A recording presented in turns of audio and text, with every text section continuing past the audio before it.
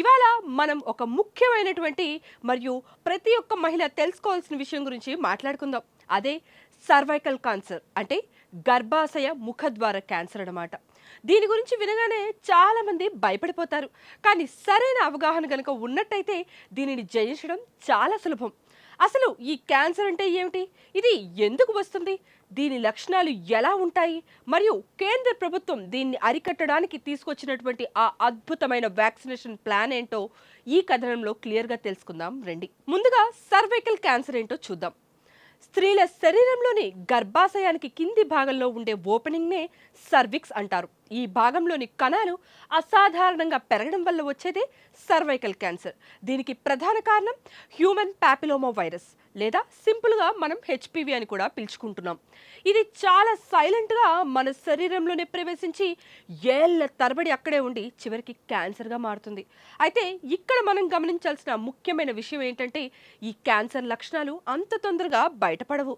కానీ కొన్ని మార్పులను మనం గనక జాగ్రత్తగా గమనించినట్టయితే ముందుగానే గుర్తించవచ్చు.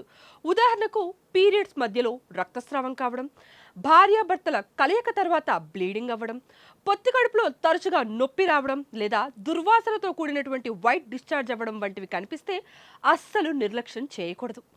ఈ క్యాన్సర్ మన దేశంలో మహిళల మరణాలకు చాలా ప్రధాన కారణంగా ఉంది. అందుకే కేంద్ర ప్రభుత్వం ఒక కీలక నిర్ణయం అయితే తీసుకుంది. అదే నేషనల్ హెచ్పివి వ్యాక్సినేషన్ ప్రోగ్రామ్. దీని గురించి కేంద్ర బడ్జెట్లో కూడా ప్రభుత్వం ప్రత్యేకంగా ప్రస్తావించడం జరిగింది. ముఖ్యంగా 9 నుంచి 14 ఏళ్ల మధ్య వయసు ఉన్నటువంటి బాలికలకు ఈ వ్యాక్సిన్ ఇవ్వాలని ప్రభుత్వం లక్ష్యంగా పెట్టుకుంది. ఎందుకంటే తక్కువ వయసులోనే గనక ఈ టీకా తీసుకోవడం వల్ల శరీరంలో ఉండే వైరస్లను ఎదుర్కొనే రోగ నిరోధక శక్తి బలంగా తయారవుతుంది. దీనివల్ల భవిష్యత్తులో సర్వైకల్ క్యాన్సర్ వచ్చే ముప్పు దాదాపు 90% మేర తగ్గిపోయినట్టే. ఇక మన దేశంలో తయారైనటువంటి సర్వోవాక్ అనే స్వదేశీ వ్యాక్సిన్ ద్వారా తక్కువ ధరకే అందరికీ ఈ రక్షణ కల్పించాలని ప్రభుత్వం చూస్తోంది. పాఠశాలల ద్వారా మరియు ఆరోగ్య కేంద్రాల ద్వారా ఈ టీకాను పంపిణీ చేసేందుకు ఏర్పాట్లు ముమ్మరంగా సాగుతున్నాయి.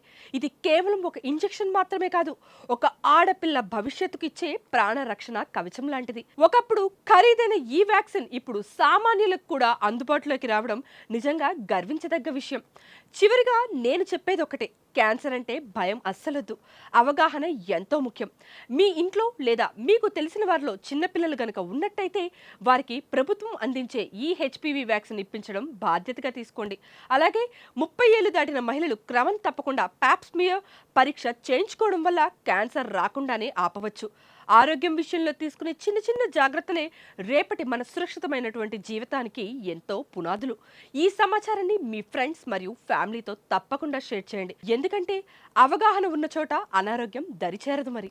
Please subscribe to the channel and download the Politicos app from the links in the description.